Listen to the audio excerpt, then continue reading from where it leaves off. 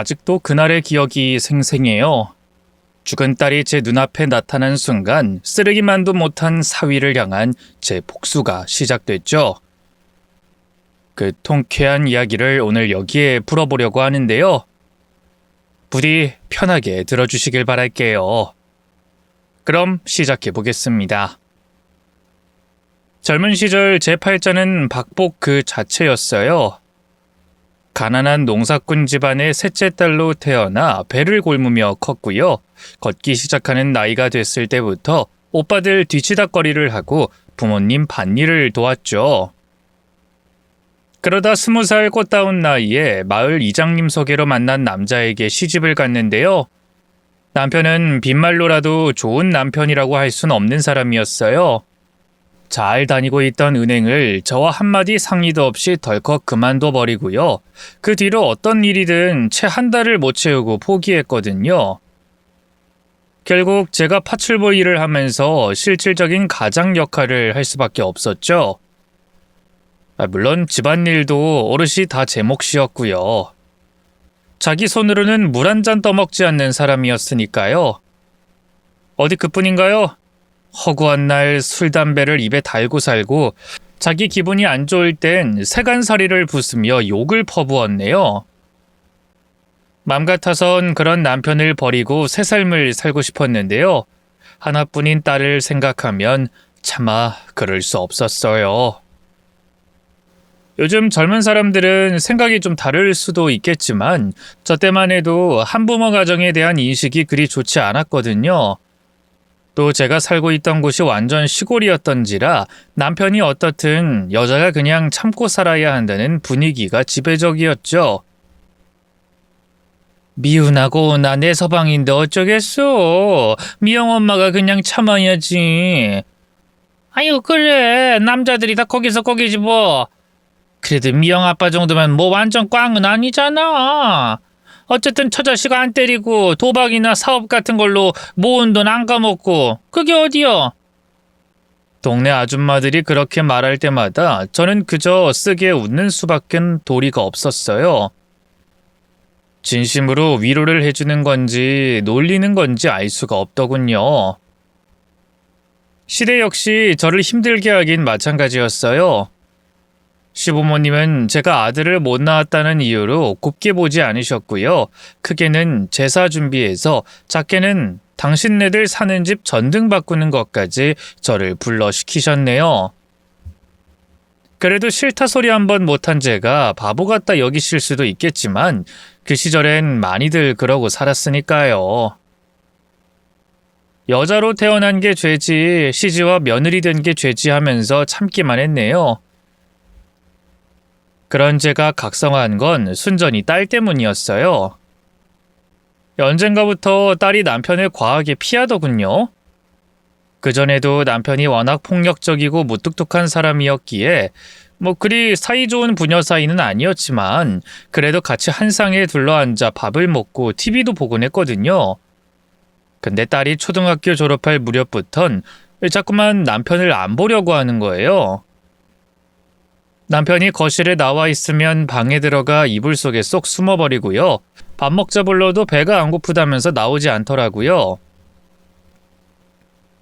처음에는 아이가 사춘기가 일찍 온 건가 싶었는데 그런 나이도 아니잖아요. 점점 이상하다는 생각이 들었어요. 그러다 하루는 우연히 딸아이 방 문틈으로 들리는 작은 소리를 듣게 됐죠. 무언가 숨죽이며 흐느끼는 소리였어요. 맞아요. 딸아이가 혼자 울고 있었던 거예요. 바로 방문을 열고 들어가서 물어봤어요.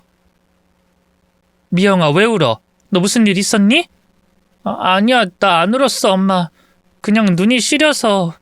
거짓말하지 마. 너 아빠랑 무슨 일 있지? 사실대로 말해봐, 응? 제 최근에 딸아이는 좀처럼 눈을 마주치지 못했어요. 그러다 기어들어가는 목소리로 너무나 충격적인 진실을 고백하더군요. 실은 아빠가 다른 여자랑 있는 걸 봤어. 순간 숨이 멎는 듯 했어요. 뭐? 언제 그랬는데? 어쩌다 본 거야? 며칠 전에 학교 끝나서 친구들이랑 집에 오다가 친구네 엄마가 하는 숙박업소에서 아빠가 나왔어. 어떤 화장 진한 아줌마랑 팔짱 끼고. 뒤통수를 한 대 얻어맞은 것처럼 정신이 멍해졌어요. 하지만 딸이 제게 꽂은 비수는 거기서 끝이 아니었습니다. 친구들이 그 뒤로 나랑 안 놀아. 나더러 막 그 아줌마 자식 아니냐 그러고 나중에 나도 바람 피울 거라고 하고. 엄마, 나 학교 가기 싫어. 아빠랑도 같이 살기 싫어. 딸은 설움을 토해내며 또다시 엉엉 울기 시작했어요. 그런 딸을 얼른 가슴에 안고 얼렀죠. 미안해, 미영아. 엄마는 네가 이렇게 힘들어하는지도 모르고. 엄마가 참 엄마 자격이 없다. 아니야, 엄마는 잘못한 거 없어. 나쁜 건 아빠잖아. 맨날 술 먹고 엄마한테 화내고 소리만 지르고. 아빠가 없어져 버렸으면 좋겠어, 엄마. 그냥 우리 둘이서만 살면 안 돼? 안 될 게 뭐가 있어. 엄마는 미영이 너만 있으면 돼. 앞으론 엄마가 미영이 엄마도 해주고 아빠도 해주고 다 해줄게. 그러니까 아무 걱정하지 마. 그 길로 저는 남편에게 바로 갈라서자고 했어요. 남편은 적반하장도 유분수지 용서를 구하긴커녕 오히려 벌컥 성을 내더군요. 미영이 그 기집애가 당신한테 일러 바친 거야? 내가 그렇게 말하지 말라고 입단속 시켰는데 이놈의 기집애 어딨어? 어딨냐고?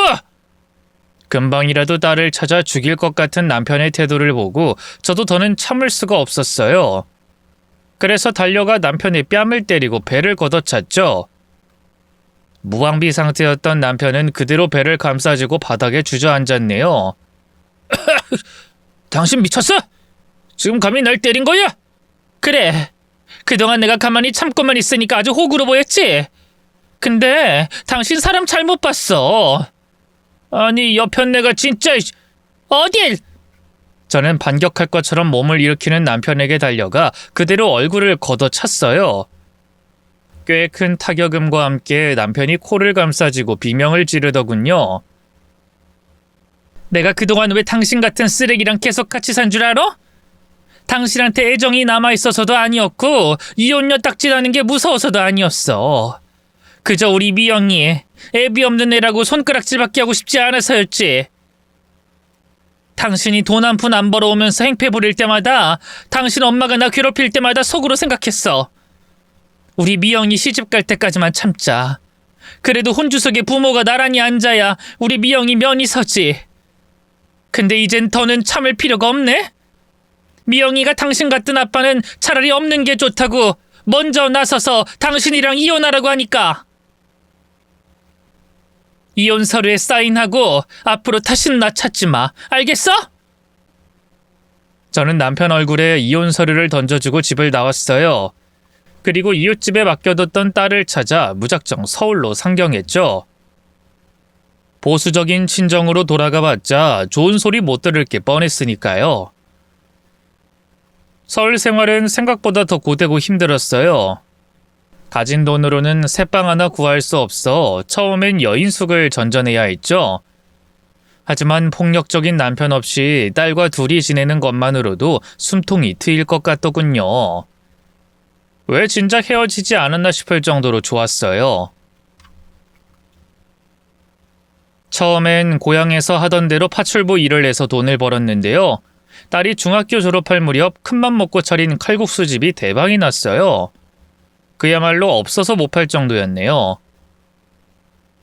그렇게 번 돈으로 우리 딸 예쁜 옷도 사주고 맛있는 것도 많이 먹이고요.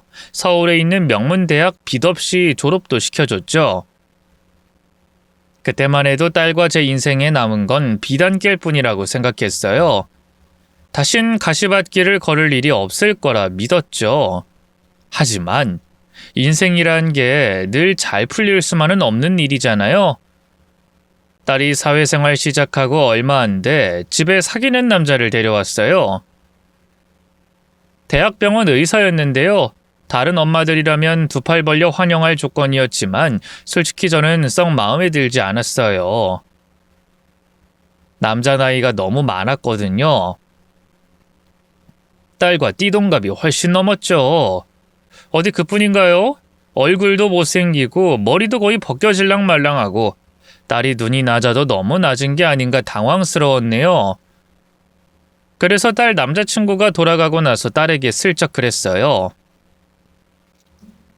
우리 딸, 갑자기 남자친구랑 결혼한다거나 그럴 건 아니지? 아직 만난 지 반년 안 됐다며.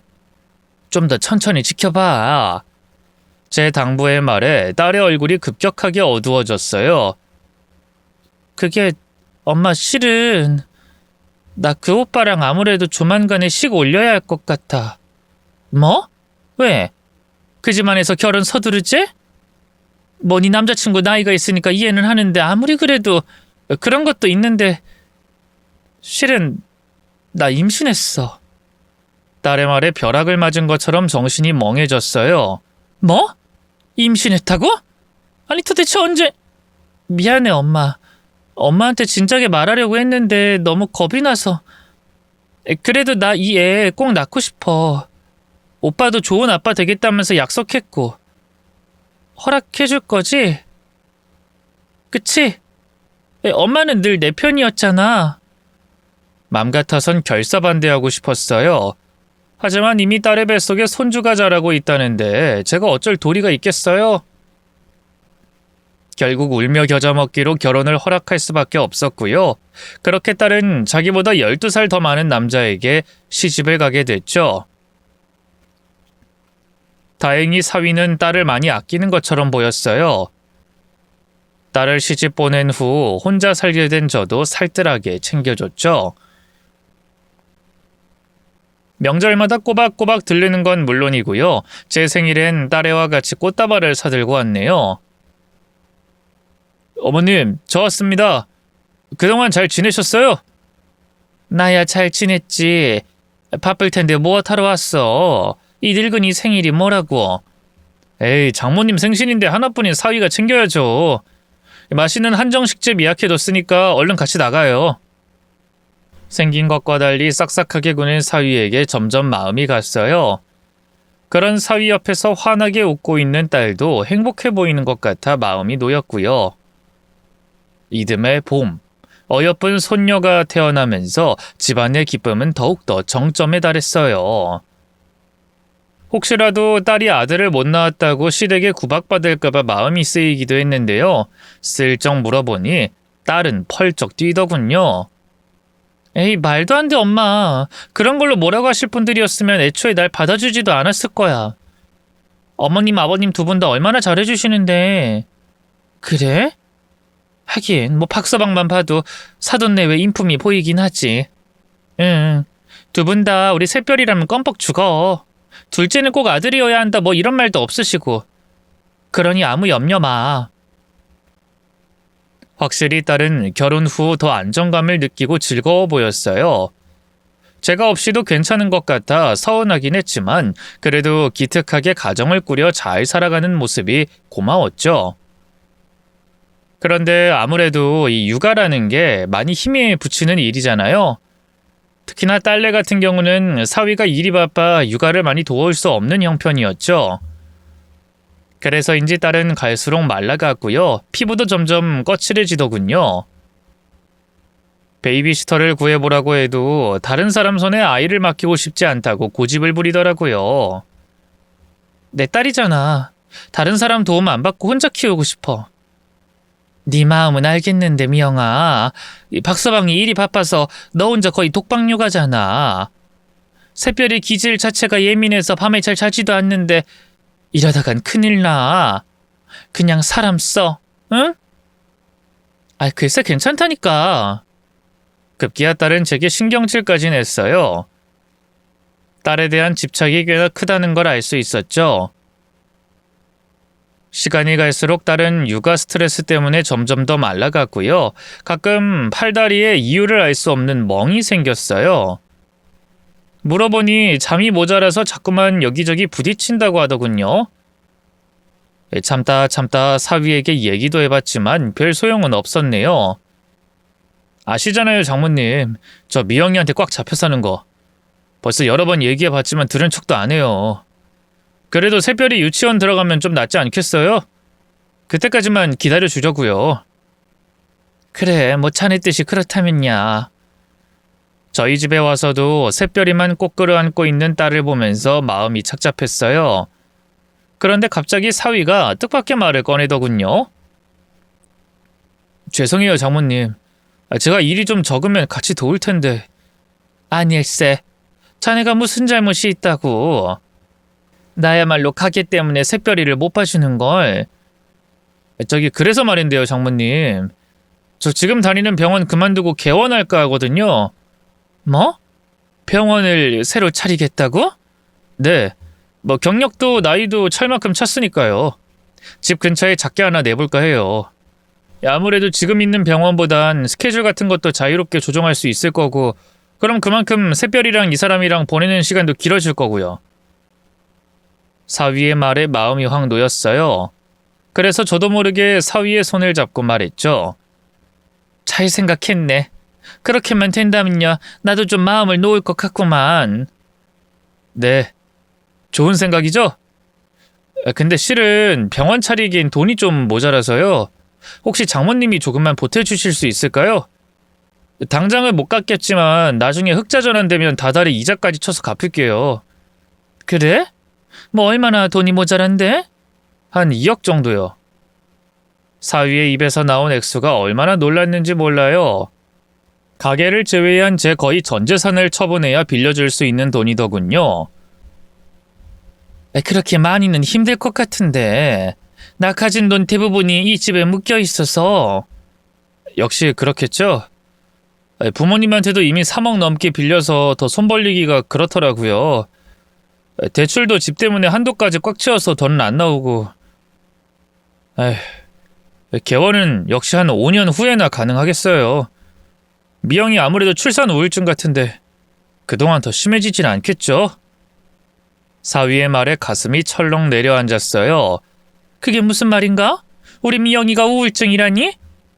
이건 그냥 의사로서가 아니라 남편으로서 제가 느낀 소견이에요. 자세한 건 검사를 해봐야 아는데 미영이가 절대 싫다고 하더라고요. 그 길로 싫다는 딸을 끌고 병원으로 데려갔어요. 역시나 우울증이 맞다고 하더군요. 미영아, 너 대체 왜 샛별이 키우는 게 그렇게 힘든 거야? 엄마가 그냥 가게 그만두고 도와줄까? 그런 거 아니야. 난 멀쩡해, 엄마. 그리고 내 딸은 내가 키울 수 있으니까 엄마 신경 쓰지 마. 어떻게든 딸을 돕고 싶었지만 그럴수록 딸은 더욱더 매몰차게 굴었어요. 그런 딸을 도울 수 있는 건 한 입을 덮고 사는 사위뿐인 것 같더군요. 그래서 살고 있던 집을 팔아 새방으로 이사를 가고요. 가게를 제외한 전 재산을 처분해 사위에게 건넸어요. 박서방, 이 통장 밖에 놔. 좀 모자라긴 한데 얼추 3억 정도 될 거야. 네? 아니 장모님 이렇게 큰 돈을 갑자기... 의사도 미영이도 얘기 못 해준다는데 아무래도 미영이 우울증이 자네 말처럼 육아 때문에 생긴 것 같거든? 그러니까 이 돈으로 따로 병원 차리고 일 어느 정도 안정되면 우리 딸 좀 신경 써주게. 감사합니다 장모님.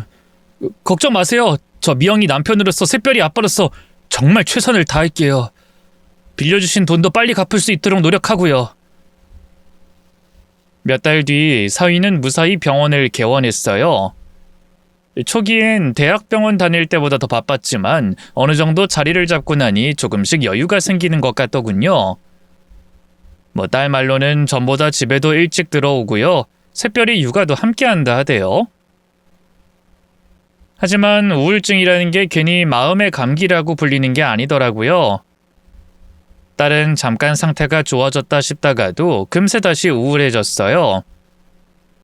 아예 우울이 만성이 된 것 같았죠.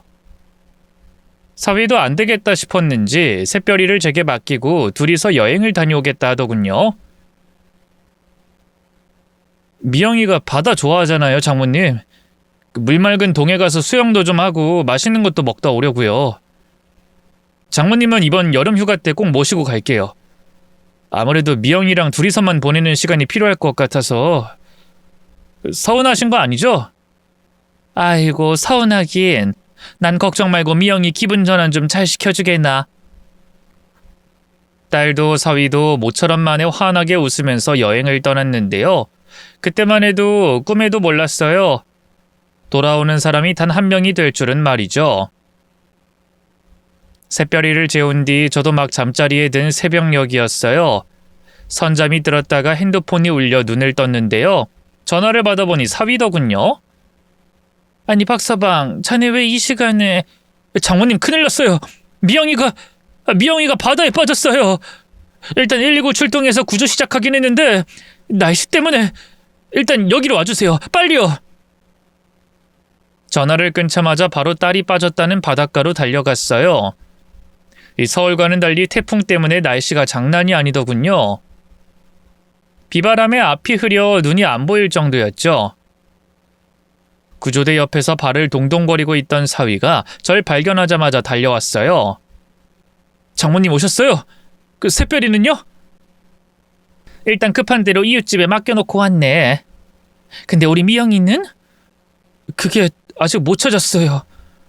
어두운 얼굴로 고개를 가로젓는 사위를 보면서 심장이 바닥끝까지 떨어져 내렸어요. 아니 대체 어쩌다가 이런 날씨에 미영이가... 자세히 얘기 좀 해보게나, 응? 날씨가 너무 안 좋아서 밥 먹고 그냥 숙소로 돌아왔는데요. 미영이가 많이 아쉬웠나 봐요. 자꾸 수영하고 싶다고 졸라서... 그래서 같이 바다로 나왔다고... 죄송해요 장모님. 제가 어떻게든 말렸어야 하는데... 사위는 급기야 아이처럼 엉엉 울기 시작했어요. 이대로 미영이 못 찾으면 어떡하죠? 그럼 전 대체 어떻게 살아야 할지... 걱정 말게나. 미영이 무사히 돌아올 수 있을 거야. 그래야지. 그렇고 말고. 그러나 제 간절한 바람과 달리 딸은 끝내 제 곁으로 다시 돌아오지 않았어요. 자식 잃은 어미의 심정을 누가 이해할 수 있을까요? 그날부로 저는 완전히 폐인이 돼버렸습니다. 도저히 일을 할 수가 없어 가게 문도 닫고요. 집에 틀어박혀 식음을 전폐했죠. 그나마 삶을 완전히 놓지 않을 수 있었던 건 제가 돌보게 된 손녀 덕이었네요. 딸의 얼굴을 쏙 빼닮은 손녀의 얼굴을 볼 때면 그래도 살아야겠다는 의지가 생겼죠. 그렇게 한 반년쯤 지났을까요? 그때까지도 제 고집으로 딸의 장례도 치르지 않은 상태였는데요. 어느 날 집으로 사위가 찾아왔어요. 손녀를 데려가는 건가 싶었는데 그게 아니라 다른 용건이 있더군요. 장모님, 이미 경찰 조사도 다 끝나서 더 수색은 어렵다는데 이대로 손 놓고 있을 수만은 없잖아요. 사설 수색 때 미영이를 계속 찾아달라고 의뢰할까 하는데 어떠세요?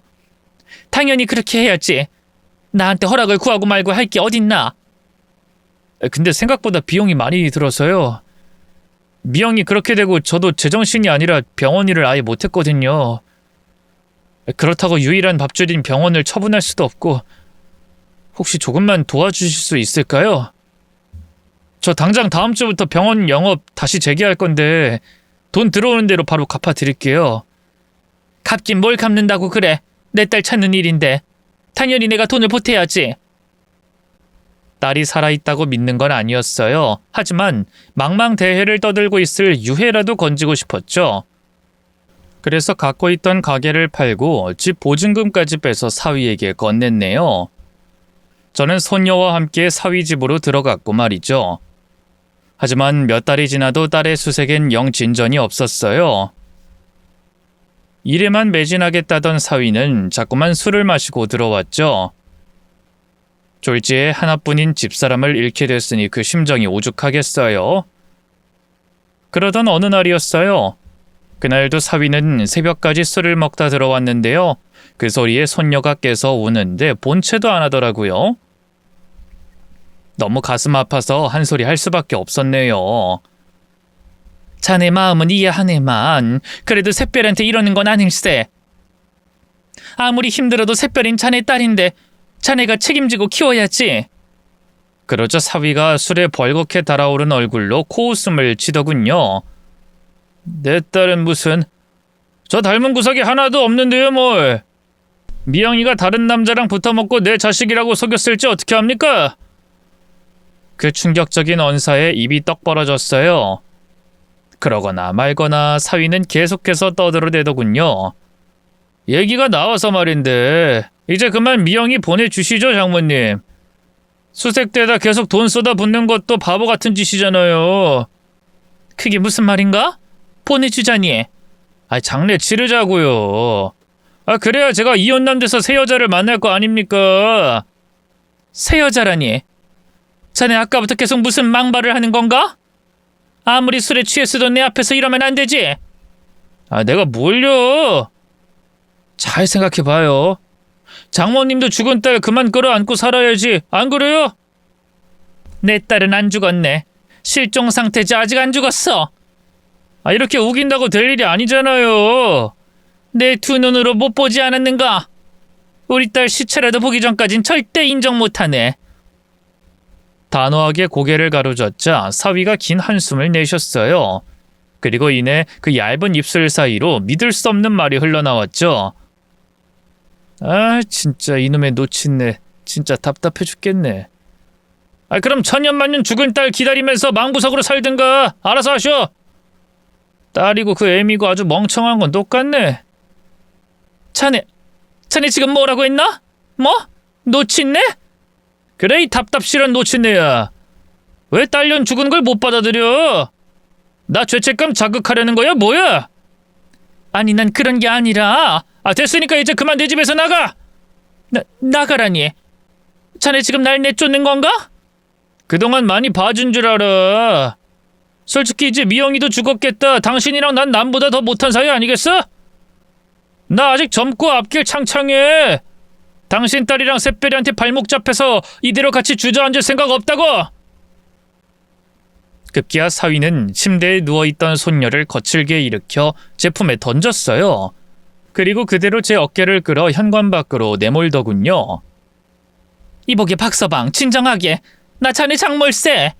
아무리 술에 취했어도. 내가 술김에 이러는 것 같아? 진짜 멍청하네. 갑자기 뺨에서 불이 번쩍였어요. 제가 안 나가겠다고 버티자 사위가 제 뺨을 때린 거였죠. 고통보다는 당혹스러움에 멍하니 있는데 사위가 이번엔 제 허벅지를 발로 차더군요. 나가라고! 사위의 그런 폭력적인 모습을 본 순간 불현듯 딸의 몸에 있던 크고 작은 상처들이 생각났어요. 딸은 어디 부딪히거나 넘어져서 생긴 거라고 했지만 그게 아니라는 걸 이제야 알겠더군요. 자네 설마 우리 딸도 이렇게 때린 건가? 그래?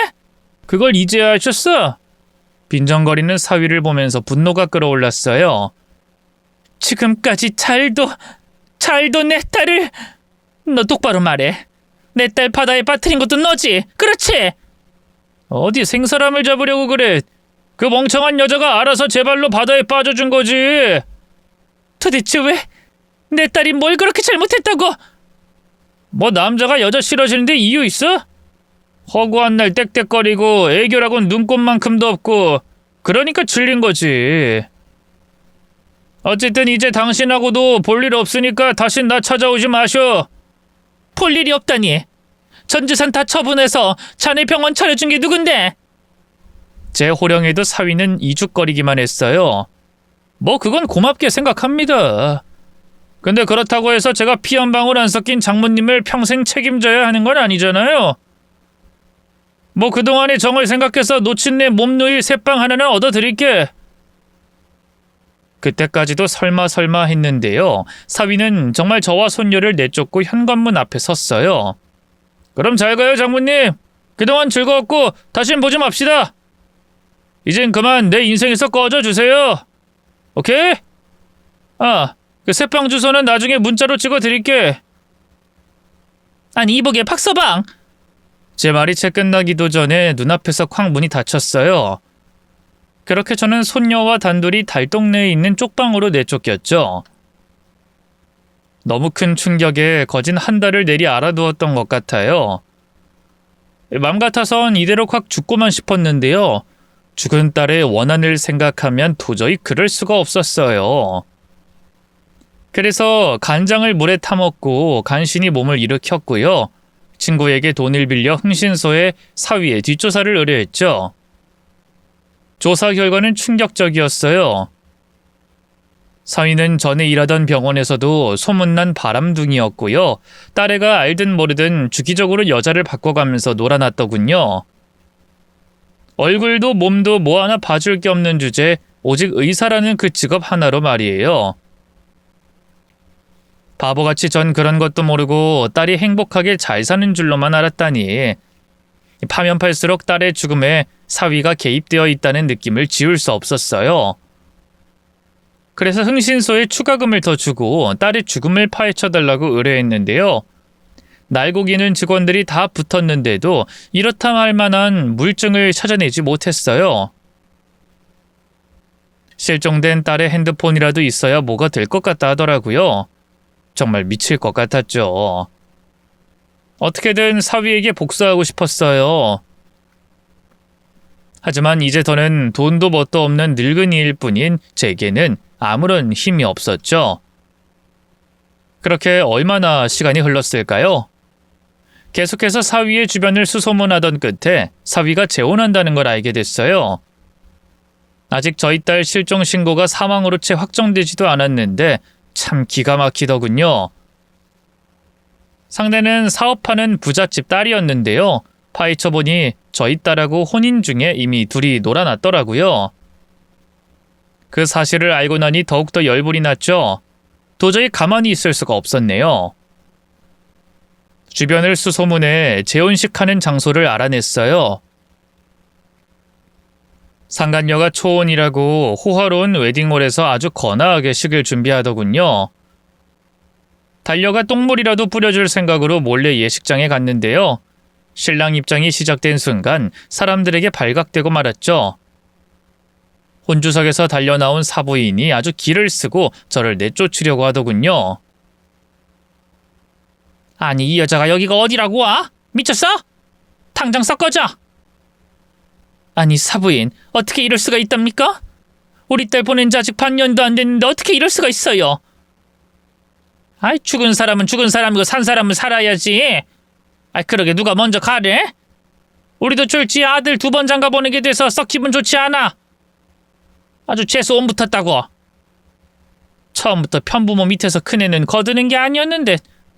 아이 됐고 남의 결혼식에 쟤 그만 뿌리고 꺼져.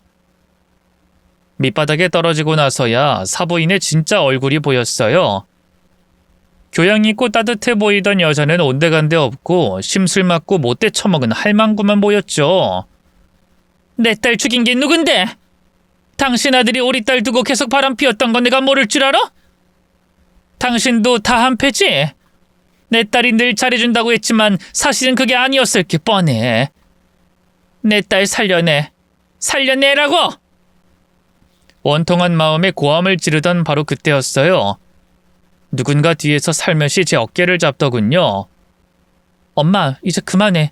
다 끝났으니까.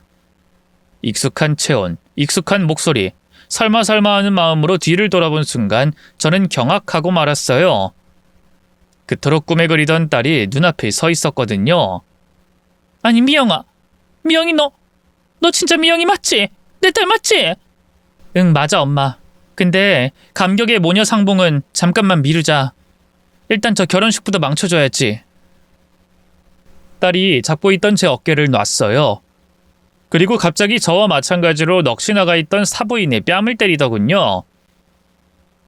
이건 그동안 저 못살게 굴었던 값이고요. 이건 우리 샛별이 계집애라고 구박했던 값. 그리고 이건 저희 엄마한테 방금 함부로 한 값이에요. 딸은 사부인의 뺨을 정확히 3대 때린 후 물러났어요. 그리고 사부인을 그대로 지나쳐 식장 안으로 뛰어들어갔죠. 이 개만도 못한 인간들아. 나 정신병원에 가둬놓고 너희 둘이서 잘 먹고 잘 살 수 있을 줄 알았니?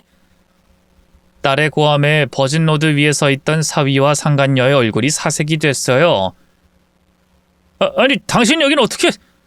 나라고 뭐 100년 만년 정신병원에 갇혀 있을 줄 알았니? 여기 모인 사람들은 다 알아? 네가 조강지처인 나 모르게 계속 바람피다가 그년하고 눈 맞아서 나 정신병원에 가둬버린 거? 당신 그게 무슨 말이야? 헛소리 그만해! 헛소리? 과연 경찰들도 그렇게 생각할까? 딸의 눈짓에 갑자기 어디선가 경찰들이 우르르 나타났어요. 그리고 사위와 상간녀를 결박하고 수갑을 채우더군요. 박철중 씨, 그리고 홍진희 씨, 2사람을 감금 및 살인미수 그리고 특수상해죄 등으로 체포합니다. 순순히 따라와 주시죠. 이거 뭐야? 안 와? 내가 뭘 어쨌다고 이러는 거야? 오빠, 하객들 다 불러놓고 이게 대체 무슨 망신이야?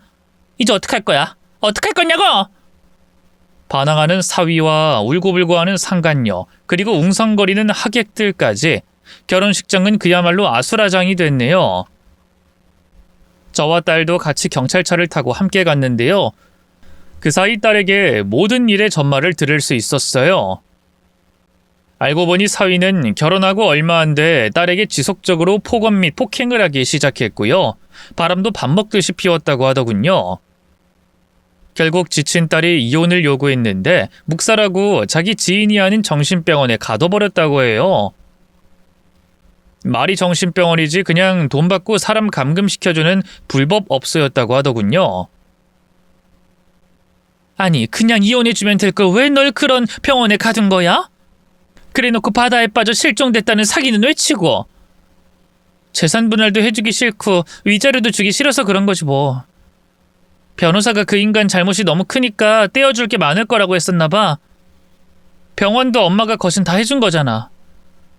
고작 재산 나눠주기 싫어서 그런 끔찍한 짓을 저질렀다니 너무 화가 나더군요. 혼자 씩씩거리는 절 보다 딸이 문득 제 손을 잡았어요. 미안해 엄마. 빨리 오고 싶었는데 탈출하는 게 쉽지 않았어. 탈출하고는 그 인간 잡아 넣으려고 이것저것 증거 수집하느라 바빴고. 네가 미안하게 뭐가 있어. 엄마가 진작에 눈치챘어야 하는 건데. 내가 끝까지 숨겼는데 엄마가 어떻게 눈치를 채. 그 인간이 주먹으로 협박하기도 했고. 무엇보다 내가 엄마한테 알리고 싶지 않았어. 엄마 괜히 걱정하게 만들고 싶지 않아서. 어쩜 우리 남편 복 없는 것도 똑같냐? 그치? 딸이 눈물이 그렁그렁한 얼굴로 애써 웃어 보였어요. 저도 결국 같이 울다 웃을 수밖에 없었네요. 사위는 결국 엄중한 법의 심판대 위에 서게 됐습니다. 상간녀 역시 마찬가지였어요.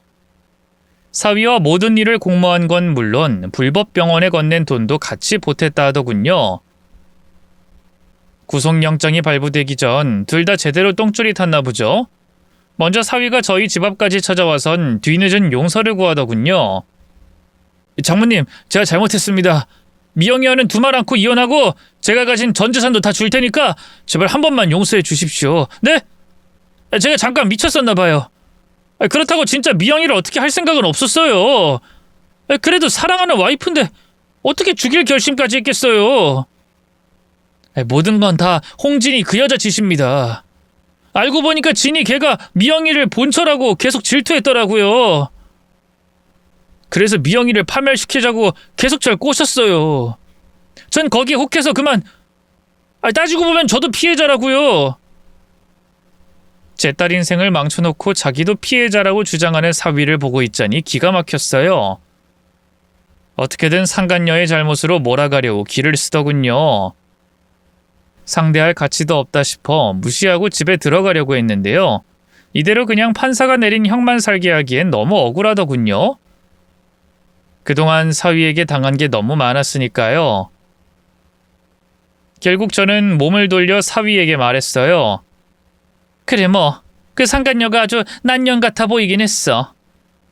작정하고 덤벼들었으면 자네라고 재간이 있었겠나. 역시 장모님. 장모님은 제 마음을 알아주시는군요. 그래도 자네가 한때는 내 사위였는데 나도 옥살이까지 시키고 싶은 마음은 없네. 우리 미영이가 그렇게 됐던 것도 자네 때문이라기보단 그 상간녀 지분이 더 커 보이니깐. 그럼 저는 합의해 주시는 건가요? 변호사 말로는 합의서나 처벌 불원서 같은 걸 받아보면 감형에 도움이 될 거라던데. 그래, 내 미영이한테 한번 얘기해 보겠네. 대신 나도 한 가지 조건이 있어. 네? 조건이라면 어떤... 난 그 상간녀만큼은 무슨 일이 있어도 큰 벌을 받았으면 하네. 단순히 유죄 판결 받는 거 말고도 사사로운 복수를 하고 싶어. 사사로운 복수라면 어떤... 불안하게 묻는 사위에게 귓속말로 생각해둔 바를 전달했어요.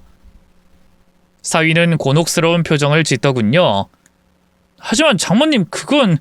싫으면 말게. 협의는 없던 일로 하면 되니까. 아닙니다, 장모님. 걱정하지 마십시오. 제가 어떻게든 해볼게요.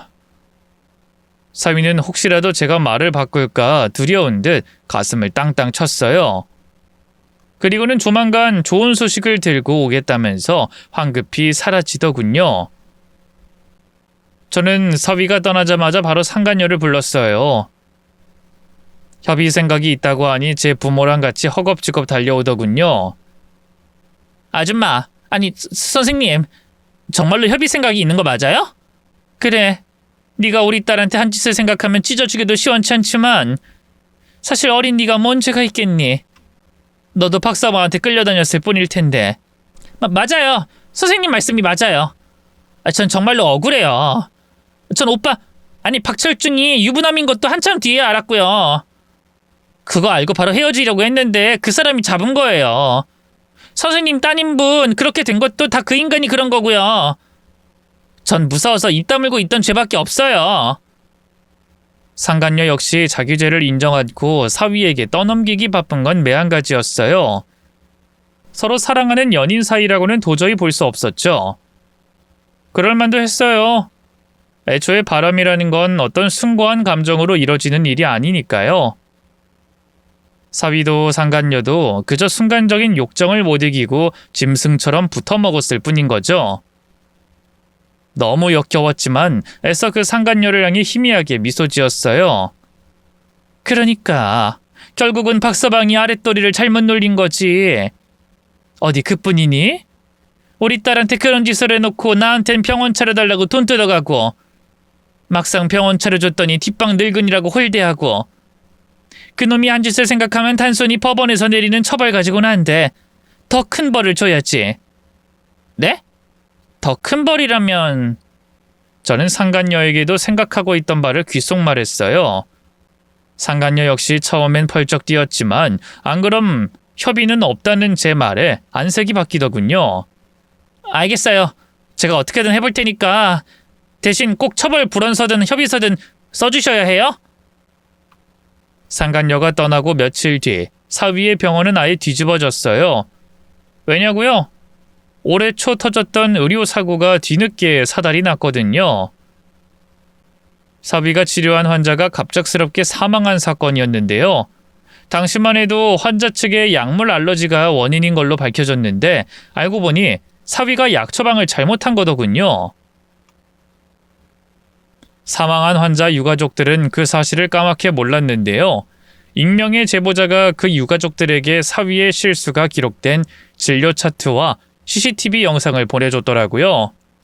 뒤늦게 이 사실을 안 유가족들은 소송을 걸었고요. 사위는 저희 딸에게 저지른 죄에 이어 의료사고로까지 조사를 받게 됐죠. 누구야? 대체 어떤 미친놈이 유가족들한테 병원 내부 자료를 빼돌린 거야? 사위는 반성하긴커녕 길길이 날뛰었는데요.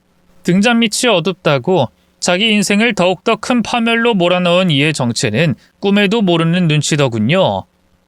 그래서 친절하게 사위를 찾아가 알려줬어요. 상간녀가 한 짓이라고 말이죠. 제가 상간녀에게 주문했거든요. 합의하고 싶으면 어떻게든 사위 약점을 잡아 끌어내리라고요. 제법 영악한 여자라는 건 알았지만 제 기대보다 더 잘해줬더군요. 그게 정말입니까, 장모님? 진이가 대체 왜... 아직도 모르겠나? 내가 자네한테 부탁한 걸 그 상간녀한테 부탁 안 했을까봐. 뒤늦게 제 말뜻을 이해한 사위의 얼굴이 하얗게 질렸어요. 허겁지겁 품에서 핸드폰을 꺼내더니만 상간녀에게 당장 튀어오라고 일갈하더군요. 잠시 후 상간녀가 나타났고요. 저와 사위가 같이 있는 걸 보고는 깜짝 놀라더군요. 아니, 오빠랑 선생님이 왜 같이... 이 멍청한 여자야. 너 대체 뭐라는 거야? 진짜로 우리 병원 자료 네가 빼돌렸어? 네가 나 의료사고 소송 걸리게 만들었냐고? 아니 오빠, 난 그게... 미안해. 그렇게 하면 이 여자가 나 합의해 줄 수도 있다고 해서... 이게 감히 지만 살겠다고... 상간녀가 진실을 실토하자 사위는 분노해 어쩔 줄 몰라 했어요. 울그락불그락한 얼굴로 길길이 날뛰더니만 결국 상간녀의 얼굴에 싸대기를 날렸죠. 그러고도 분이 안 풀렸는지 주먹을 마구잡이로 휘둘러대더군요. 이 멍청한... 감히 니까짓게 내 인생을 망쳐? 너 만나고부터 되는 일이 하나도 없어. 미안해 오빠. 근데 솔직히 난 잘못 없잖아. 괜히 오빠랑 오빠 와이프한테 엮여서 이 나이에 감옥 들어갈 순 없는 거 아니야. 안 그래? 이게 아직도 입만 살아선. 야 이 멍청아. 장모님이 너한테 합의서를 써줄 것 같아? 넌 그냥 이용당한 거야 나처럼. 그게 무슨 말이야? 오빠처럼이라니? 사위에게 싹싹 빌던 상간녀의 행동이 뚝 멈췄어요. 그런 상간녀에게 저는 친절하게 알려줬죠. 얼른 회사로 가봐. 박서방이 그쪽 더럽게 노는 사진이랑 영상 회사 메일로 싹 다 뿌렸을 테니까. 뭐라고요? 그게 대체 무슨... 저는 이해가 잘 안 가서... 아이고, 역시 머리가 나쁘네. 그쪽이 내 제안 받아들여서 박서방 의료사고 공론화한 것처럼 박서방도 자기 혼자 살겠다고 그쪽을 팔았거든. 조금이라도 이미지 지키고 싶으면 얼른 회사로 달려가서 사진이랑 영상 다 내려달라고 빌든지 해. 인터넷에 혹시라도 퍼지면 그때부턴 손 쓸 수 없을걸? 이 개만도 못한... 박철중, 너 정말 이 아줌마한테 날 판 거야? 너 혼자 살겠다고? 그러면서 날 사랑한다느니 그따위 이빨린 말을 해? 그건 내가 할 말이야. 둘이서 치고받는 걸 보고 있자니 얼마나 속이 후련하던지요. 백년 묵은 체증이 싹 내려가는 것 같더군요. 결국 상간녀는 도망치듯 회사를 그만둬야 했고요. 인터넷에 떠도는 사진이랑 영상을 내리느라 모진 고생을 했어요. 사위 역시 의료 면허가 취소되는 큰 벌을 받았죠. 사실 아시는 분들은 아시겠지만 의사 면허가 취소되는 게 참 쉽지 않거든요. 중범죄를 저질러도 의사 면허는 멀쩡하거나 아니면 취소되더라도 다시 되살아나는 경우가 많죠. 하지만 사위 같은 경우엔 폭행 및 감금죄 등으로 조사받던 와중에 의료사고까지 엮인 거라 바로 면허가 취소됐고요. 병원 환자들을 비롯 그 일대에 쫙 소문이 났어요. 다시 의사 가운을 입을 일은 없다고 봐도 되겠더군요. 그 사이 사위와 상간녀는 구속돼 구치소로 들어갔고요. 상간녀의 부모가 절 찾아왔어요. 약속을 지켜달라고 말이죠. 선생님, 이제 약속을 지켜주셔야죠. 얼른 합의서 써주세요. 당당하게 요구하는 상간녀의 애미를 보면서 저는 두 눈을 동그랗게 떴어요. 네? 합의서라뇨? 어쩜 뻔뻔도 하지. 저희 사위랑 바람나고 그것도 모자라 제 딸을 정신병원에 가두기까지 한 상간녀한테 합의라뇨? 제가 미쳤나요? 뭐라고요? 아니 이렇게 나오시면 곤란하죠. 그때 분명히 약속하셨잖아요. 박철중 그 인간 병원 망하게 하고 의사면허 취소시키면 저희 딸 합의해준다면서요. 제가 언제요? 전 그런 말 한 적 없는데. 아니 이 여자가 진짜 우릴 조롱해도 유분수지.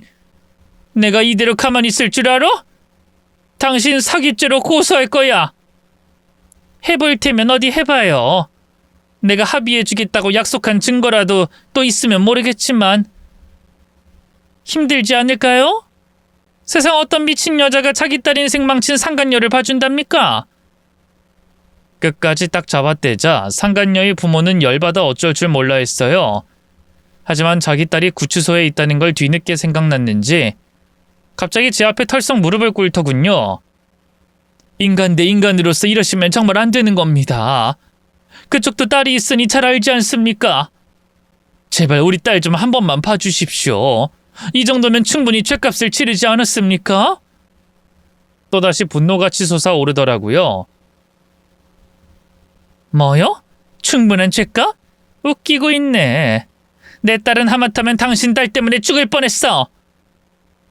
그 차가운 정신병원에서 억지로 주사 맞아가면서 폭행당하고 그에 비해 당신 딸은 뭔 짓을 당했는데? 우리 진이가 잘못한 거 압니다. 입이 10개고 100개고 할 말이 없어요. 그래도 부디 같은 딸 자식 가진 부모로서 은혜를 베풀어 주십시오. 우리 진이 가뜩이나 몸도 약한데 그 모진 옥살이를 어떻게 견디겠어요? 그건 내 알 바 아니지. 저는 매달리는 상간녀의 부모를 뿌리치고 집으로 돌아왔어요. 그래도 상간녀는 반성을 좀 하는 것 같던데 사위는 아직도 정신을 못 차리고 재판장에서 헛소리를 내더군요. 1심에서 죄질이 불량하다고 꽤 높은 형량이 선고되자 저한테 그러대요. 장모님, 이대로 제가 가만히 있을 것 같아요? 지금이라도 협의서든 처벌 불원서든 안 내면 후회할 겁니다. 장모님 전 재산 다 저한테 넘어와서 지금 빈털털이라는 거 잊지 마시라고요. 미영이랑 둘이 손가락이라도 빨고 살려면 저한테 잘해야 하지 않겠어요?